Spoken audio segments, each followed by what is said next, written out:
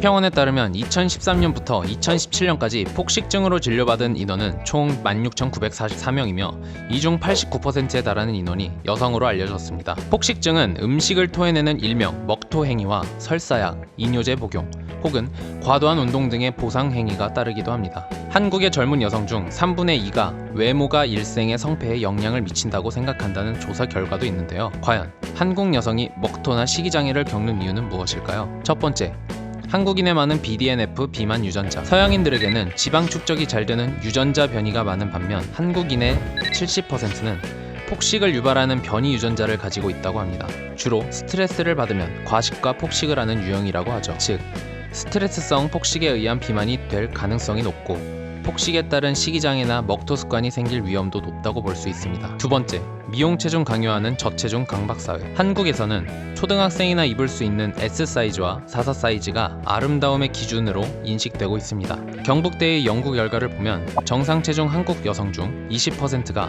자신을 과체중으로 생각했으며 닐슨이 발표한 보고서를 보면 한국인의 60%가 자신을 과체중으로 인식했습니다. 세계 평균인 49%보다 약 11% 높은 수치죠. 또한 보건복지부 조사 결과 체중을 줄이려는 청소년의 비율이 1998년 34.4%에서 2010년 46.7%로 가파르게 상승을 하였으며 이미 저체중인 청소년의 3분의 1이 체중 조절을 시도한 경험이 있다고 합니다.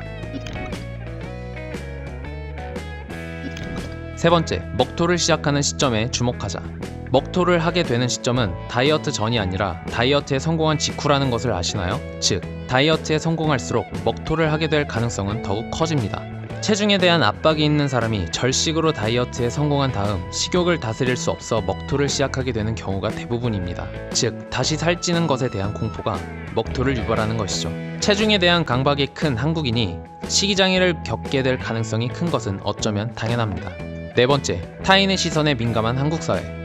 전 세계 27개국 중에서 비만 인구가 가장 낮은 곳은 한국인 것으로 나타났습니다. 이는 한국인이 특별히 살찌지 않는 체질이라서가 아니라 그만큼 타인의 시선을 의식해 자신을 관리하는 인구가 많다는 것을 반증합니다. 유튜브에서 다이어트라는 키워드의 월 검색 건수가 한국은 33만여 건, 미국은 46만여 건인 것을 보면 인구 대비 한국인의 다이어트 관심도가 월등히 높은 것을 알 수 있습니다.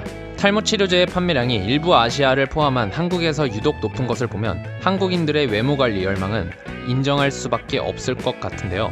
다이어트라면 마약의 위험도 무릅쓰고 수단과 방법을 가리지 않는 사람들도 적지 않습니다. 다이어트에 대한 열망이 강할수록 식이장애가 생길 가능성이 또한 높아지겠죠. 이처럼 날씬함을 강요하는 한국 사회의 강박증은 심각한 수준에 이르렀습니다.